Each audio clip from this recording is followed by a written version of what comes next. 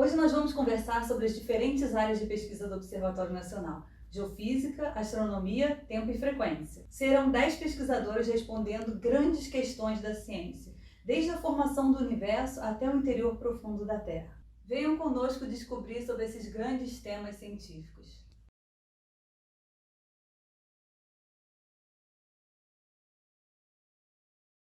O interessante de falar sobre o que compõe o universo é que não só as coisas que estão nele são importantes, ou seja, o seu conteúdo, mas também como a gente o descreve, a sua geometria também é importante. Isso se fundamenta no fato da cosmologia estar baseada na teoria da relatividade geral, criada por Albert Einstein no século passado. E o que vai nos ensinar a relatividade geral? Ela vai dizer que não só o conteúdo de matéria e energia é importante, mas também a geometria do espaço-tempo associado. E aí, nesse sentido, o universo também vai fazer parte desse conhecimento. Então, se por um lado a geometria do universo é a coisa mais importante inicialmente, a gente pode falar da métrica. Esse é um nome bonito para dizer sobre como a gente mede distâncias. E no nosso universo, a métrica definida no modelo de concordância é dada pela métrica de Friedmann-Robertson-Walker-Lemaitre, que obviamente ganha esse nome em homenagem aos seus desenvolvedores. Essa métrica, então, vai ter associado a ela uma curvatura. Essa curvatura tem algumas possibilidades. Pode ser um universo fechado, pode ser aberto, pode ser plano. E os dados comprovam que, para o nosso universo, ele é esse último caso. Agora, com relação ao conteúdo de matéria e energia do universo, a gente tem basicamente 4 componentes. Essas componentes têm as suas densidades, as suas proporções variando ao longo da história. Para o nosso caso aqui, eu vou trazer a atenção só para os dados atuais relativos ao universo hoje em dia. Só uma ínfima parte é de radiação. Aproximadamente 4% é relativo à matéria comum, à matéria que a gente conhece, as coisas que são feitas das estrelas, os planetas, os cometas, os seres vivos, você, eu. Essas coisas na cosmologia a gente chama de matéria bariônica. Mas se então só uma ínfima parte é radiação e aproximadamente 4% matéria bariônica, o que são os outros 95%? E aí começa a ficar mais incrível. Essa grande ou quase totalidade parte do conteúdo de matéria e energia do universo é dividida em 2 componentes. A gente tem a matéria escura, que é um tipo de matéria que é, portanto, algo que interage gravitacionalmente, mas não interage do ponto de vista eletromagnético. Ou seja, não emite nem absorve luz, é escura. E aí, muito criativamente, os astrônomos chamam alguma coisa que é matéria escura de matéria escura. Além disso, então, a gente percebe que essa componente ela conta com aproximadamente 23% do conteúdo material energético do universo. Com isso, então, ainda faltam alguma coisa como 73% de conteúdo. E aí a coisa ainda fica mais estranha. Porque 73% vão dar conta de alguma coisa que descreve algo muito importante para o que está acontecendo hoje em dia no universo. Lembra que eu falei que a geometria era importante? E que eu disse também que a maneira como a gente o descrevia fazia diferença? Uma outra coisa que a gente tem, e que descobriu já no século passado, com medidas astronômicas, é que o universo está se expandindo. Até aí não teria nada demais, poderia ser algo só característico do nosso universo. Mas tem. O que acontece é que o universo não só está expandindo, mas também está acelerando. E o que causa essa aceleração? Ninguém sabe. A gente ainda está pesquisando, a gente entende o mecanismo como isso acontece, conhecemos algumas propriedades dessa aceleração, mas exatamente como funciona essa aceleração a gente ainda não entende. Tem muita pesquisa ainda para ser feita.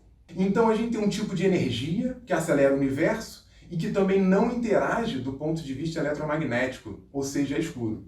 Então é uma energia que é escura, isso mesmo, a gente chama de energia escura.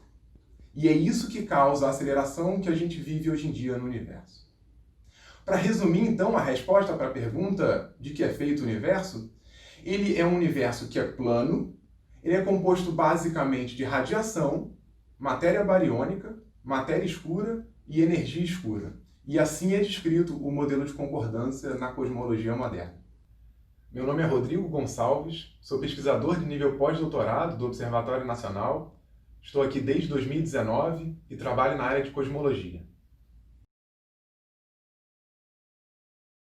Segundo a teoria cosmológica padrão, o universo surgiu há cerca de 14 bilhões de anos, quando toda a matéria e energia que nós observamos atualmente estavam confinados numa pequena região e começou a expandir e a esfriar. Nos primeiros minutos, os elementos leves foram formados no que a gente chama de nucleossíntese primordial e que dura cerca de 3 minutos, ou seja, no final dos 3 primeiros minutos do universo, elementos como hélio 3 e hélio 4 e o deutério que nós observamos atualmente haviam sido formados. Os elementos mais pesados só vão ser formados posteriormente no núcleo das estrelas, uma vez que eles exigem condições extremas por muito mais tempo. Posteriormente, o universo passa a ser dominado pela radiação, nesse período em que fótons, prótons e elétrons interagem muito fortemente.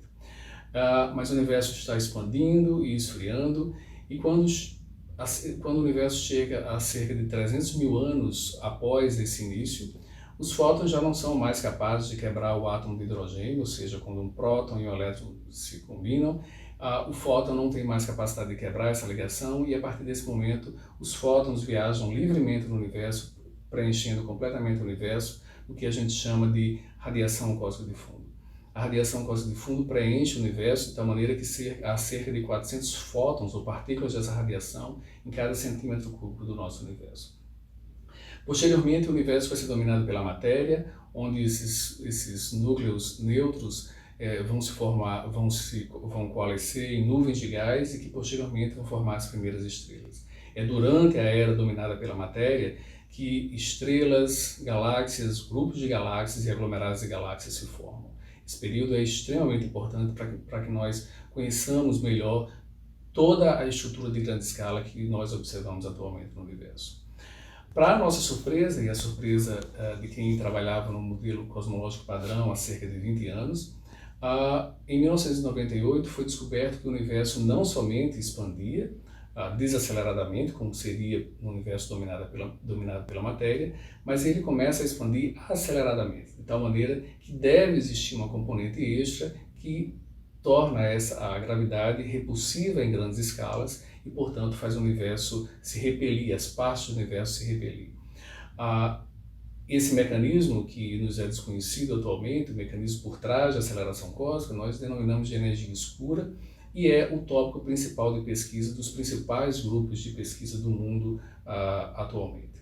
Portanto, o entendimento da origem e evolução do universo até agora, nesses últimos 14 bilhões de anos, pode ser entendido como um grande triunfo da ciência dos últimos séculos.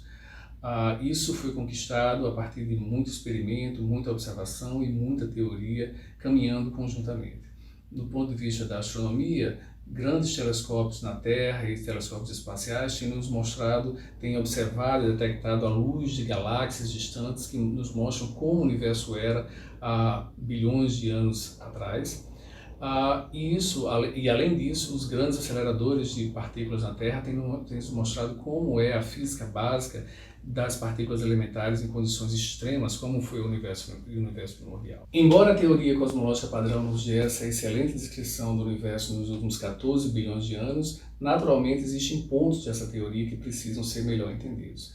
Ela, por exemplo, é baseada na descrição do campo gravitacional em grandes escalas prevista pela relatividade geral de Einstein. Com esses novos levantamentos de galáxias que nós teremos nos próximos anos, será possível testar se o processo de formação das estruturas do universo seguiu o previsto pela relatividade geral de Einstein ou deverá esta ser substituída por uma teoria mais geral do campo gravitacional. Em particular, o Observatório Nacional participa e lidera no país um dos grandes surveys desses próximos anos, o JPAS, que deverá entrar em funcionamento no próximo ano, em 2021, em que observará centenas de milhões de galáxias e nos dará, então, informações sobre como a evolução da estrutura aconteceu do universo e se ela é compatível ou não com as previsões da relatividade geral. Existem outras questões fundamentais no contexto da teoria, no contexto do modelo cosmológico padrão, como, por exemplo, como foi o universo antes da expansão iniciar, como será o futuro do universo. Mas isso é um assunto para uma próxima conversa. Meu nome é Jailson Canis e eu trabalho no Observatório Nacional desde 2004 na área de cosmologia.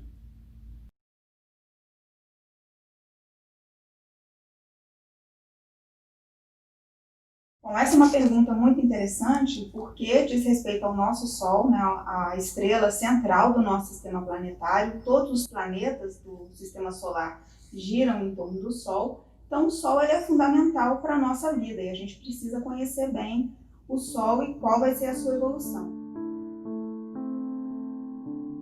O Sol ele é uma estrela jovem, é chamado jovem, é uma estrela que ele tem 4,5 bilhões de anos, isso é uma estrela ainda que está em plena juventude, né, uma fase bastante estável da sua evolução. A vida total do Sol deve ser em torno de 10, 11 bilhões de anos, então ele está mais ou menos na metade da vida dele, nessa fase mais tranquila da vida dele, que é chamada sequência principal. E depois disso, depois de mais uns 4,5 bilhões de anos ou 5 bilhões de anos para frente, o Sol ele vai começar lentamente a aumentar a sua luminosidade. À medida que ele vai aumentando a luminosidade, os oceanos da Terra, por exemplo, eles podem evaporar completamente por causa dessa radiação a mais que a gente vai receber. Então, isso já vai modificar completamente a vida na Terra, vai ter um impacto muito importante. O Sol vai passar por uma fase em que ele vai começar a aumentar o seu raio. Quando ele aumenta o raio, ele vai também diminuir a temperatura e vai se tornar uma gigante vermelha. Nessa fase, a luminosidade do Sol vai ser mais ou menos 2.000 vezes maior do que a luminosidade que o Sol tem hoje. E o seu raio pode ser até 200 vezes maior que o raio que ele tem hoje. Planetas como Mercúrio e Vênus provavelmente serão engolidos pelo Sol, né? E a Terra, ainda existem não existe um consenso o que vai acontecer com a Terra. Pode ser que a Terra também seja engolida pelo Sol, ou pode ser que a Terra seja ejetada para órbitas, para distâncias maiores, né, que ela fuja do Sol. Tudo isso vai depender da quantidade de massa que o Sol vai perder ao longo da sua evolução. Porque o Sol está constantemente perdendo massa, a gente chama vento solar. Ele está constantemente perdendo partículas para o espaço. Enquanto isso, o Sol ele já está passando dessa fase de gigante vermelha. Essa fase de gigante vermelha é uma fase bastante rápida em comparação com toda a vida do Sol até então, que vai durar 10 bilhões de anos. A fase de gigante vermelha pode durar em torno de 1 bilhão de anos, mais ou menos. Depois disso, o Sol vai passar por uma fase em que ele vai, as camadas mais externas da sua atmosfera, que está expandindo, né? O Sol está expandido, grande, as camadas mais externas da atmosfera, elas podem ser ejetadas, né? E a parte mais central da estrela, ela vai colapsar para formar uma anã branca. A anã branca é uma estrela muito pequena, muito quente, e essa temperatura muito alta, essa radiação emitida pela anã branca, que é muito quente, vai ionizar esse gás que saiu da atmosfera do Sol. E esse gás ionizado, então, vai dar origem a uma nebulosa planetária. Então, o futuro do Sol vai ser se tornar uma nebulosa planetária com uma anã branca no centro. Meu nome é Simone Daflon, eu sou pesquisadora no Observatório Nacional desde 2002 e eu estudo estrelas. Olha, essa pergunta é muito boa, porque vai nos ajudar a falar um pouquinho sobre a órbita da Lua, em torno da Terra, e sobre alguns fenômenos que nós visualizamos, primeiramente as fases da Lua. Todo mundo pergunta, a Lua só tem 4 fases. Nós chamamos de fase exatamente a fração iluminada da Lua em relação ao disco total da Lua. Então essa fase pode ser 0,01, 0,02, quando é 1, ela está cheia, e quando é 0, é lua nova. Então as 4 fases que nós conhecemos, que são as mais, que tem nome, né? Que a lua nova é quando a lua está totalmente sem iluminação do Sol. A lua cheia, ela está totalmente iluminada. E os quartos minguante e crescente são quando está, digamos, metade iluminada. Então essa é a nossa visão da Lua aqui da Terra. Então você tem a Lua, ela tem uma órbita em torno da Terra que fica num plano inclinado em relação à órbita da Terra em torno do Sol. Os eclipses, eles vão acontecer quando você tem digamos, o eclipse do Sol. Você está com a Lua nova e alinhada. Então você tem Terra, Lua e Sol alinhados. E no eclipse do Sol, a Lua então vai passar na frente, exatamente na frente do disco solar. E no eclipse total do Sol, você tem uma coisa assim espetacular, que é o Sol, ele vai ficando totalmente escuro, escuro, escuro, e no momento que ele fica totalmente escuro, a Terra, naquela partezinha da Terra onde você está vendo o eclipse total do Sol, você tem passarinhos cantando para se recolher, como se fosse noite. É espetacular. Quem já viu sabe que é espetacular. E é muito interessante porque isso só acontece porque esse disco aparente, que é o disco do Sol e o disco da Lua, como nós vemos aqui da Terra, em determinadas situações eles são iguais. Então a Lua passa exatamente na frente do Sol e ela encobre totalmente o Sol porque o disco aparente é igual. Isso é uma coincidência, uma feliz coincidência para nós que hoje sabemos o que significa, porque nos tempos antigos as pessoas ficavam bastante assustadas.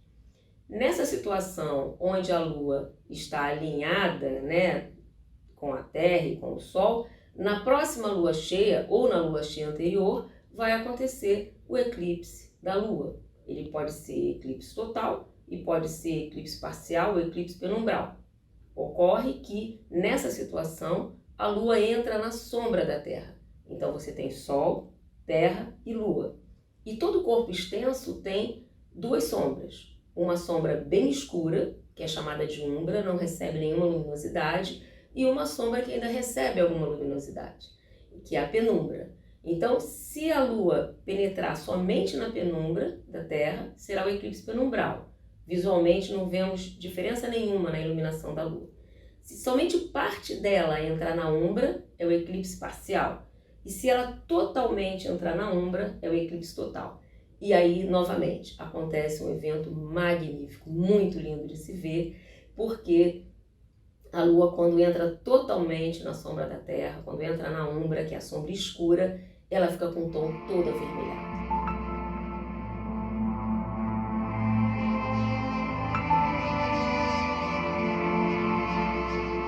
Bom, mas e afinal, a Lua tem uma parte oculta? Tem sim.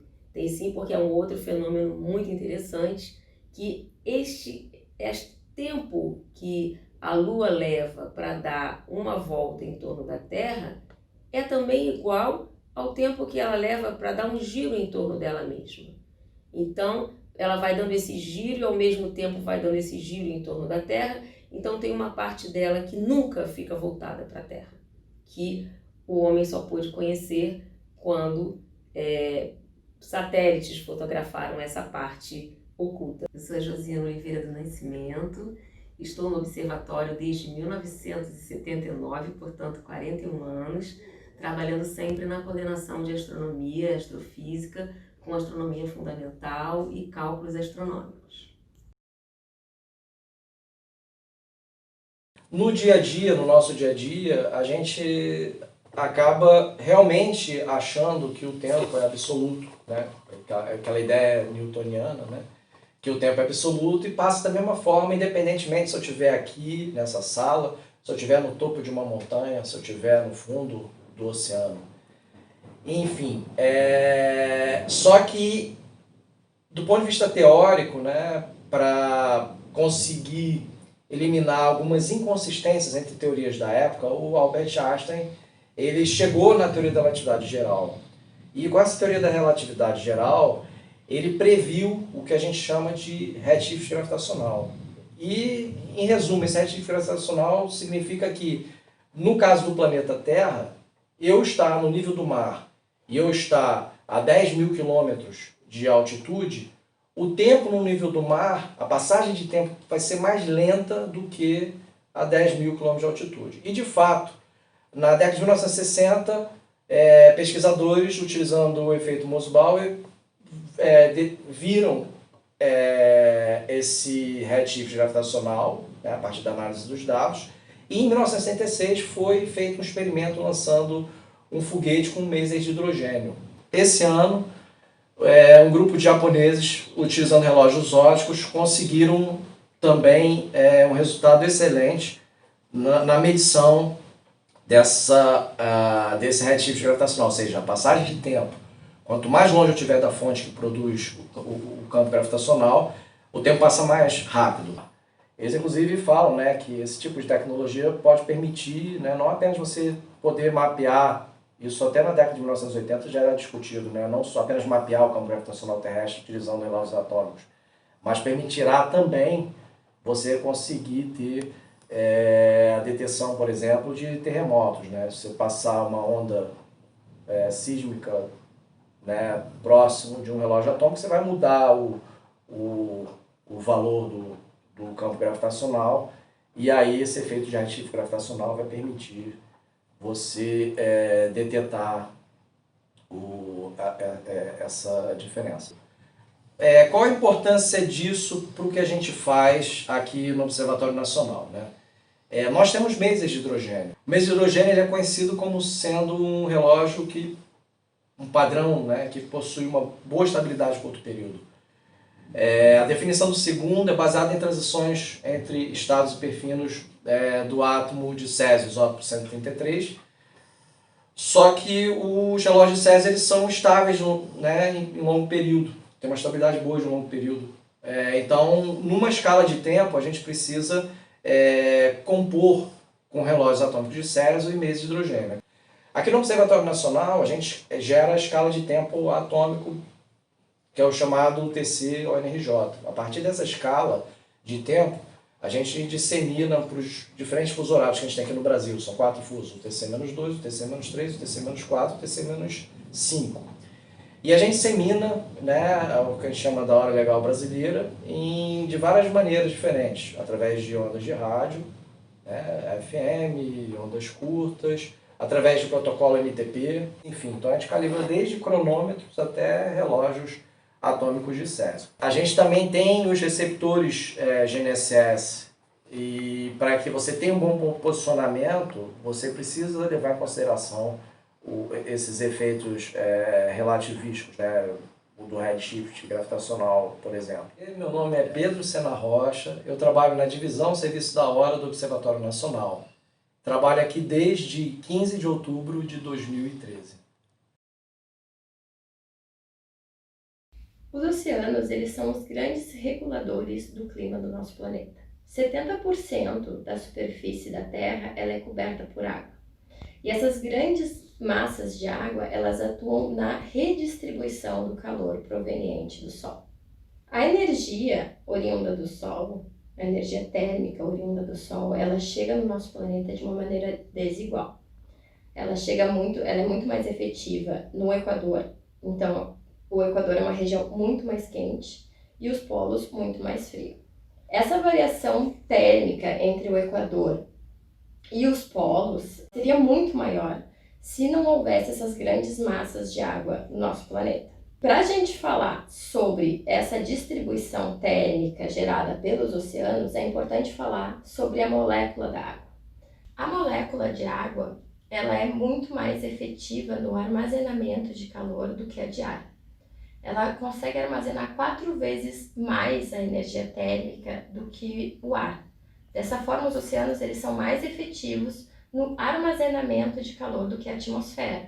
E com isso eles conseguem redistribuir esse calor por meio das correntes oceânicas. E como é que ocorre essa transferência a partir das correntes oceânicas? Como é que essas correntes elas são formadas e elas são geradas? As correntes oceânicas elas são geradas a partir de diferenças nas características das massas de água, como a salinidade, a temperatura e a pressão.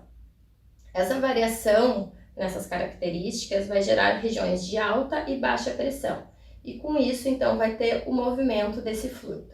Outro fator importante que atua nesse fluido é a rotação da Terra, né? O efeito de Coriolis. Então, todos esses fatores eles vão gerar uma circulação oceânica global, que é a circulação termoalina, que é um dos maiores responsáveis pela distribuição do calor na Terra. Como ocorre essa distribuição e como a circulação termoalina funciona no planeta, né? Na distribuição do calor, pegando duas regiões que estão na mesma latitude, que é a região de Ontário, no Canadá, e a região das Ilhas Scilly, na Inglaterra. Essas duas regiões elas estão aproximadamente em 50 graus norte de latitude e elas têm climas totalmente diferentes. No Canadá tem um parque que é o Parque Provincial do Urso Polar. É uma região totalmente fria, coberta por neve, e a temperatura média nessa região no inverno é de menos 15 graus Celsius. Já nas Ilhas Scilly é uma paisagem completamente diferente. A paisagem é verdinha, né? Tem bastante vegetação assim, e a temperatura média no inverno, na mesma época do ano, é de 9 graus Celsius. Então essa variação de mais de 20 graus de temperatura, ela é devido simplesmente porque nessa porção da Inglaterra passa uma corrente de água quente. E essa corrente, então, consegue modificar todo o clima naquela região, deixando muito mais ameno. Bom, o clima do nosso planeta, ele é muito complexo, ele é multifatorial. Tem vários fatores influenciando e ele não tem uma resposta linear. Um outro fator importante que ocorre numa escala maior de tempo, né, ocorre ao longo do tempo geológico, são os ciclos orbitais, os conhecidos como ciclos de Milankovitch, que são gerados a partir de variações na distância entre a Terra e o Sol. E com isso, então, ocorre a formação de eras glaciais e interglaciais. Esse é um dos temas que a gente estuda aqui no Observatório Nacional, através do registro em rochas sedimentares. Outro fator que influencia no clima do planeta é a formação e a destruição das bacias oceânicas. Como ocorre a formação e a destruição de oceanos, toda a circulação oceânica ela vai ser modificada por isso. Mas esse é um tema que vai ser abordado na próxima pergunta pelo meu colega Vanderlei. Eu sou Natália Abrão dos Santos, eu sou pós-doc do Observatório Nacional desde 2019 e eu trabalho com as variações climáticas ao longo do passado geológico. A resposta para essa pergunta é sim, o Brasil já esteve grudado na África e isso é um consenso para a maioria dos cientistas hoje em dia.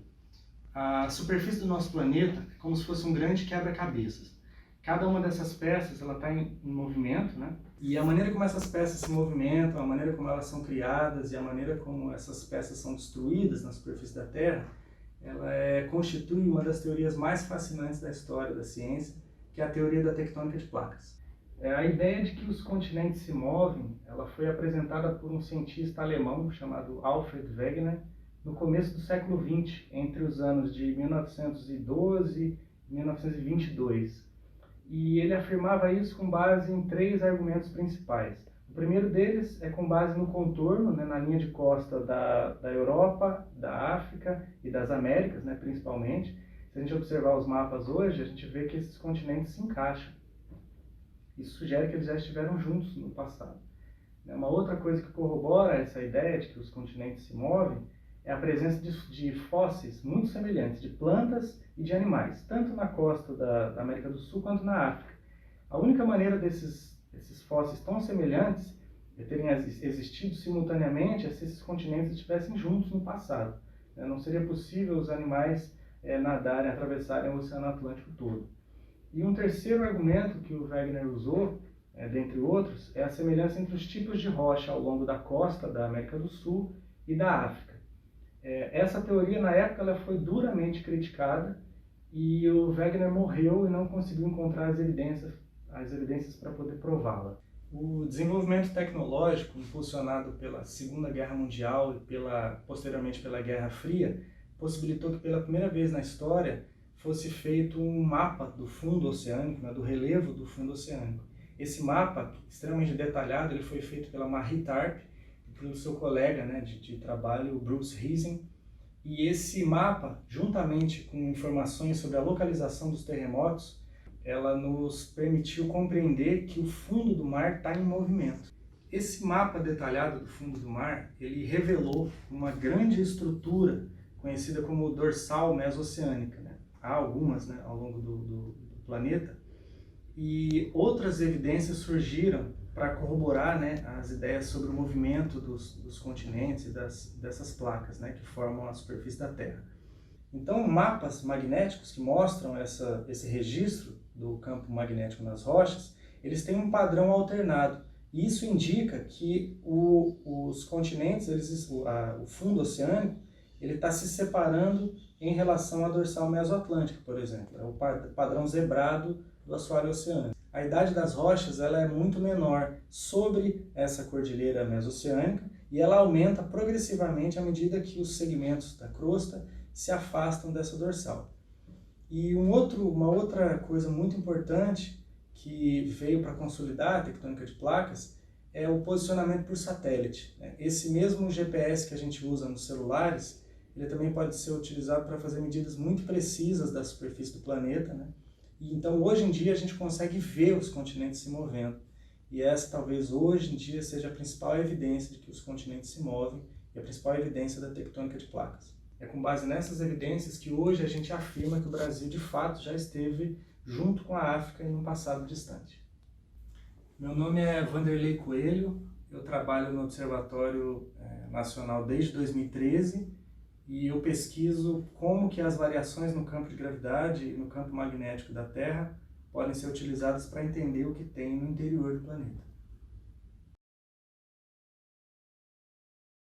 Acredita-se que os dinossauros desapareceram do planeta durante um dos 5 maiores eventos de extinção em massa do planeta, que foi o evento KT, que é evento Cretáceo-Terciário, há mais ou menos 65,5 milhões de anos atrás. Eles desapareceram e sabemos da sua existência através dos registros fósseis, dos restos fossilizados que eles deixaram para trás. O mais importante a se dizer é que hoje em dia se acredita que a extinção dos dinossauros teria ocorrido por uma combinação de fatores e não somente por uma causa.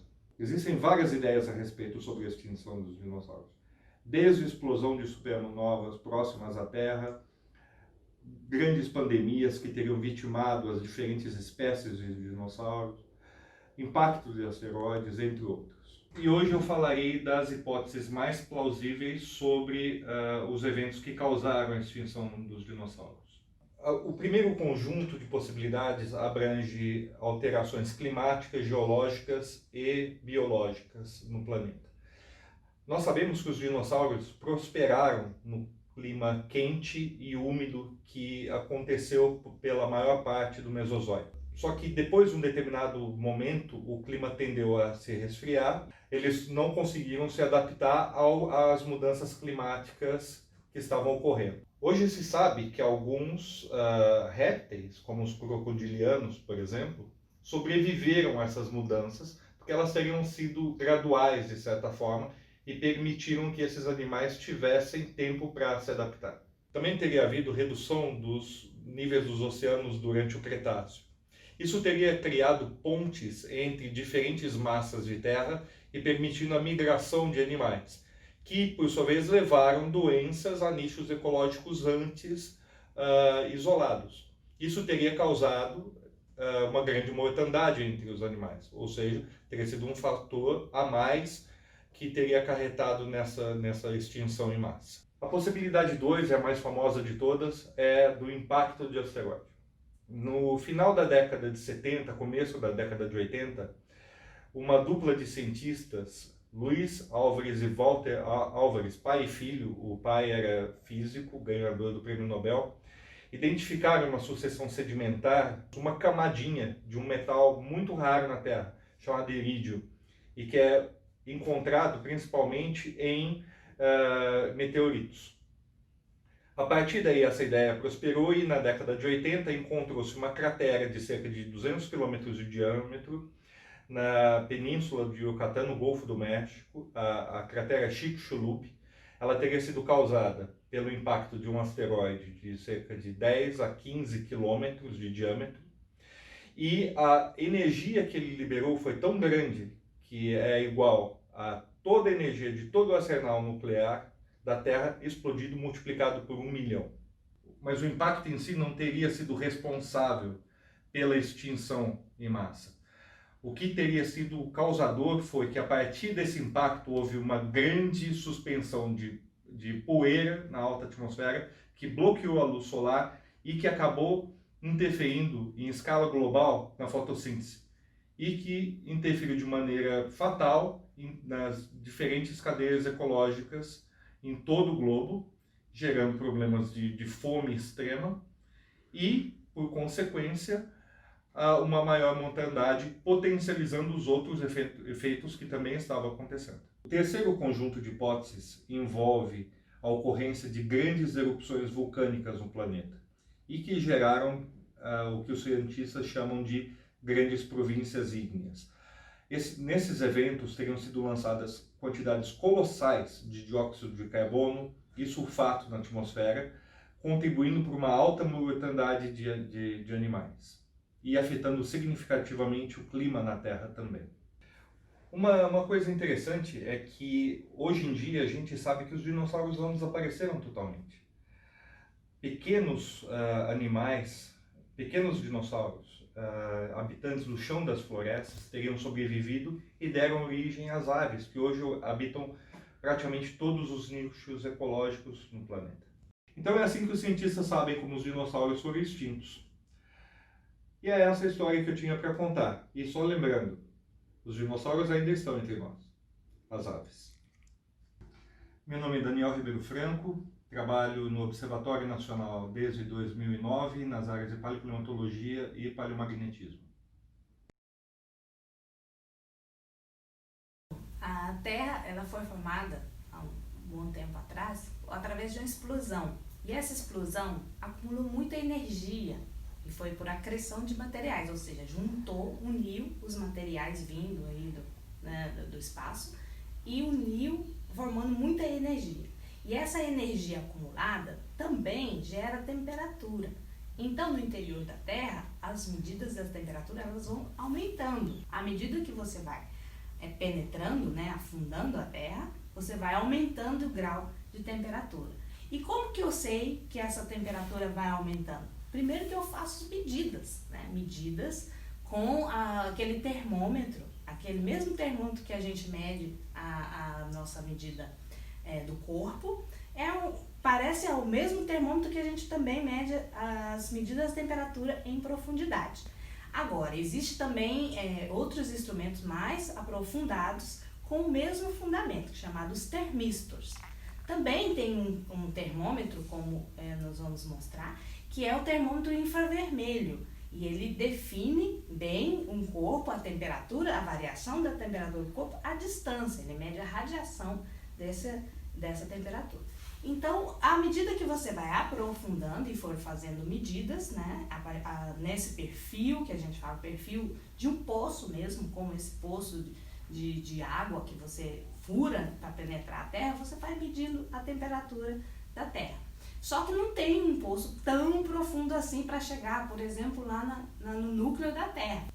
Então, o poço mais profundo que se tem notícia, ele foi perfurado na Rússia, na península de Kola, na década de 70. E esse poço, ele atingiu 12 quilômetros, imagina, 12 mil metros. Pra gente, isso é muito profundo, foi o máximo que se conseguiu perfurar até hoje. Mas nem chegou à metade, por exemplo, da crosta. Então, nós temos o conhecimento que a temperatura até a crosta, a base da crosta, ali mais ou menos a 70 quilômetros de profundidade, ela tem uma variação que vai até 900 graus Celsius. Lá na base do manto, essa temperatura chega a 4.000 graus Celsius. Imagina, tá indo lá do 0 até 900 na base da crosta e depois de 900 até 4.000 graus Celsius na base do manto. Só que a Terra ainda tem outra camada, chamada de núcleo, que é a camada mais interna da Terra. E esse núcleo tem uma diferenciação entre o núcleo interno e o núcleo externo. Então, no núcleo ali externo, a temperatura ela chega a 4.500 graus Celsius. E lá no núcleo interno, não chegou lá exatamente no centro, mas próximo ao centro da Terra, chega a temperatura de 5.000 graus Celsius no interior da Terra.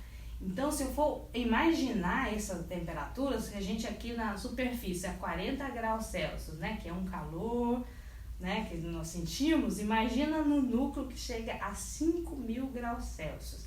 Essa temperatura ela é tão alta que ela é maior do que a temperatura na superfície do Sol. Imagina, nós temos um Sol quase, né, de temperatura dentro da Terra.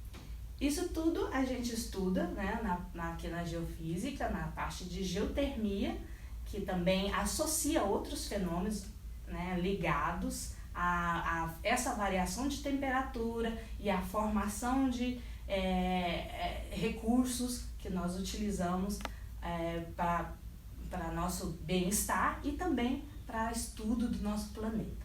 Eu sou Suzy Guimarães, sou pesquisadora pós-doc aqui do Observatório Nacional desde 2018 na área de termomagnetismo e geotermia. Sim, é verdade que existe um líquido muito rico em ferro em altíssimas temperaturas no núcleo externo da Terra. Normalmente as pessoas pensam que é como se fosse um magma, um líquido de alta viscosidade. Mas as pessoas se surpreendem quando descobrem que esse líquido tem uma viscosidade muito baixa entre a água e o azeite. É difícil imaginar o movimento desse líquido porque ele está em altíssimas temperaturas e pressões. Mas como nós sabemos que existe esse líquido no núcleo, se nós não chegamos nem a 1% da profundidade do núcleo através dos poços? Vamos fazer uma analogia entre o interior da Terra e o corpo humano. Quando nós temos um problema de saúde, o médico ele não faz diretamente uma cirurgia. Ele vai fazer um exame de imagem para saber qual é o problema do paciente, como, por exemplo, um raio-x, uma ressonância magnética. No caso do geofísico, ele faz a mesma coisa.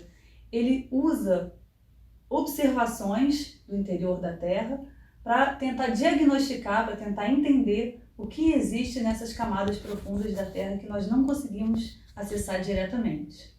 Uma das técnicas mais efetivas para se estudar o interior da Terra é através das ondas sísmicas.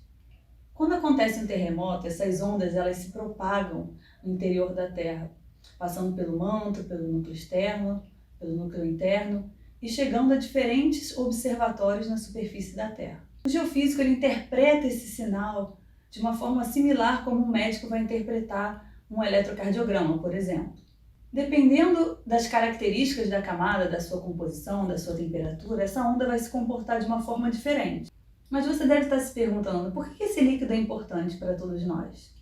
Na verdade, esse líquido ele é muito rico em ferro, está em constante movimento, então ele gera correntes elétricas e gera, assim, nosso campo magnético da Terra. Esse campo é gerado por um processo chamado de geodínamo. Ele é importante para a vida na Terra porque ele funciona como um escudo protetor contra os raios cósmicos que vêm do espaço. Para compreender como esse campo magnético varia no tempo, nós usamos diferentes dados, como dados de satélite, de observatórios, de estações. O Observatório Nacional é responsável por 2 observatórios magnéticos que existem no Brasil. O primeiro é em Vassouras, no Rio de Janeiro, que começou a funcionar em 1915. E o segundo observatório é em Tatuoca, que é uma ilha em Belém do Pará, que iniciou seu funcionamento em 1957. O Brasil é privilegiado em termos de geomagnetismo, porque há 2 fenômenos muito importantes que acontecem no Brasil: o equador magnético e a anomalia magnética do Atlântico Sul. Os dados dos nossos observatórios são usados em diferentes aplicações, como clima espacial, aplicações nas indústrias, levantamentos magnéticos, dentre outros. Finalmente, esses dados são usados exatamente para entender sobre o interior profundo da Terra e sobre esse oceano que existe no núcleo externo. A compreensão de como esse líquido se movimenta, de como é a dinâmica do geodínamo, é ainda um grande desafio para a ciência, e há vários institutos no mundo que estudam esse tema. O Observatório Nacional é um dos institutos que gera dados de altíssima qualidade para o interior da Terra, e participa de pesquisas importantes sobre o campo magnético e o interior profundo do nosso planeta. Eu sou Kátia Pinheiro e trabalho no Observatório Nacional desde 2009 na área de geomagnetismo. Espero que vocês tenham gostado de conhecer um pouco mais sobre as nossas pesquisas no Observatório Nacional. Nós teremos o prazer de recebê-lo caso queira saber mais sobre esses assuntos. Até a próxima, tchau!